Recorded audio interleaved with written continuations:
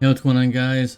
Welcome to another Final Fantasy Revections video, and today I've got for you, and I've been waiting for this moment. I had to wait until the shard the login bonus for the 6th anniversary shard tickets to get him to EX3, because I was missing a few.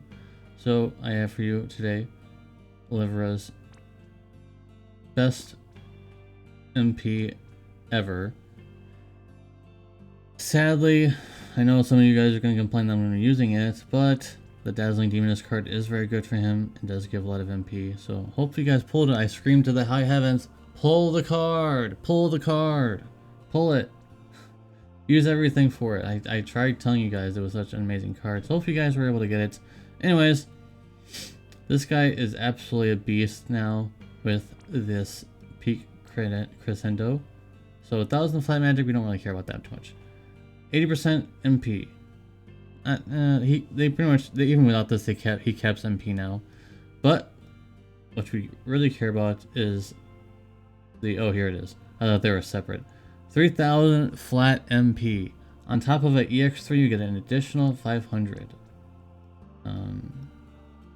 Be too hard to look for it. It's somewhere in here, guys. He gets an additional 500 flat MP. It's in here somewhere. I'm not going to waste time looking for it, but trust me, it's in here. And just on top of all the other things he gets, on top, like 400% MP TDH, which is unique to him because I don't think that really exists. And on top of that, the peak crescendo gives him a lot more killers. So now you're able to, with him being able to be easily kept on MP, I am able to fit 3 killers in here. So what do we have for killers? We have 300% insect killer, which is relevant for right now if you'd like to use them for that. 30% human killer, which is my preference right now, and 30% demon killer. So those two could be changed out for anything you like. For example, we could do beast killer instead. We could do aquatic killer. It might be a little harder to do, but we can do it. We can do plant killer. Obviously, we already have 30% LB damage, which is important. And I didn't even know that there was a cap for this, because it's never come up ever in the history of the entire game until this point. But we're actually over the cap of the MP cost reduction, which is good because he needs that. So very good. The feathered heather dress, I don't even remember where this even comes from. It comes from an event, obviously, because when you click on it, there's no TMR or anything. So this comes from an event. If you don't have it, let's look at some other options. Let's filter for MP. Don't have anything here. Nope. So if you don't have that, you could do Vivi's hat, 100 MP. Next best thing is an event item, of course. Another event item. So probably your best bet after that would be Vivi's hat would give another 100 MP.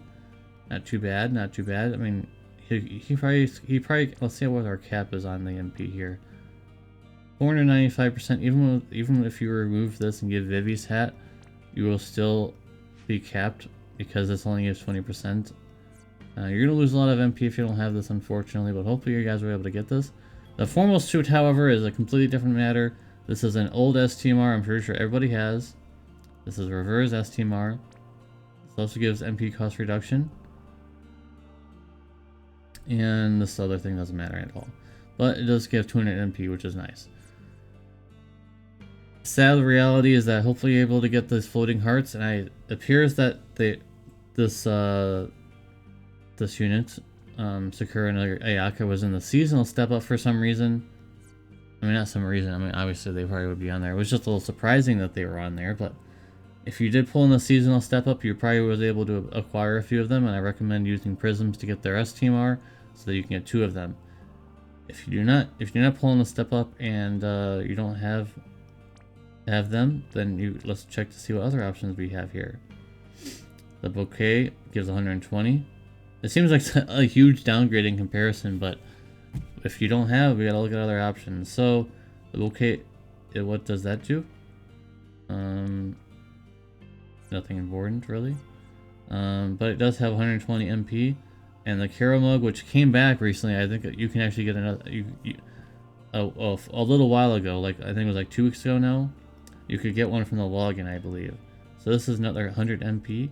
So that's also an option for you guys. And once you start going down a little bit, it's going to start hurting his total MP a little bit there, but that's alright. And of course, peak crescendo. And like I said, this is a very good card, 500 flat MP. And on top of that, 100% MP. And like I said, a 500 flat MP there as well. So that's 1,000 total. Plus some killers, which is nice. And also the MP cost reduction. And also the chain cap. So he has a 100% chain cap initially. He needs another 100. So this helps out giving me another 100. So I really hope you're able to get all these things here, guys. We also have his Stmr. Of course, I didn't mention to look at that, but I thought it was kind of obvious that you should be using his Stmr. If you have him at EX2, you should be using his Stmr. His TMR is pretty good, but it doesn't help him in this new build. It's decent, but it doesn't help him at all.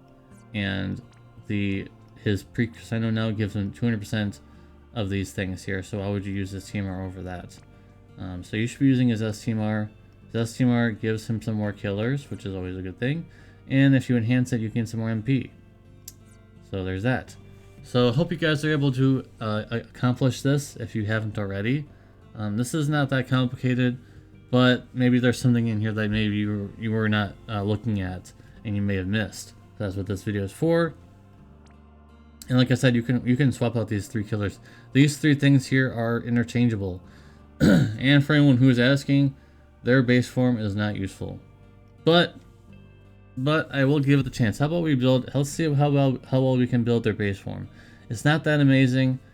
The magic is in their Brave Shift LB, but let's see what we can do in the base form just for kicks. All right, so his magic isn't capped because I'm not using his base form. But even without door pots, he has 8,000 magic at EX3. So he needs this, and no, he doesn't. He actually doesn't need that, but it does help with magic anyways. I'm using this just because he can get 300% LB damage. Peak crescendo, of course, and this other stuff, and of course this card. So we still have 2 slots available for killers. As you can see here, we can get 300% aquatic killer, we can get 300% beast killer, we can get 300% human killer. We could go for 300% plant killer, whatever you guys feel like doing. So 8,000 magic is not too bad either. I feel like, though, that of course this form is much better. But if you are interested in this form for some reason, and that's not a bad thing, I'm not saying, oh, why are you using this is bad. No, I'm not saying that. I'm just saying that this is just the preferred form. And I feel like this guy is going to absolutely destroy the next 12 types, take down the Belfgor, I believe is the next one. And he is weak to dark. And do you see how much that's doing? See how much that's going to be doing? And it's easy to gear for a demon killer, which I believe it is demon. So very easy to achieve, and I'm pretty sure we can beat this in a few turns. I would not be surprised if this is like a 3-turn clear. If you just are able to just spam this LB over and over and over again, I'm pretty sure this should be done pretty quickly. But we'll have to find out how that goes, guys. Anyways, thank you guys very much for watching. Appreciate you. Hope you guys learned something from this video, because I loved building them. It was a fun experience to build this unit, because I knew that this unit had potential, just need a little something extra, and that's what they got. So look forward to the video when I use them on that boss whenever it comes out, and I'll see you guys in the next video. Peace.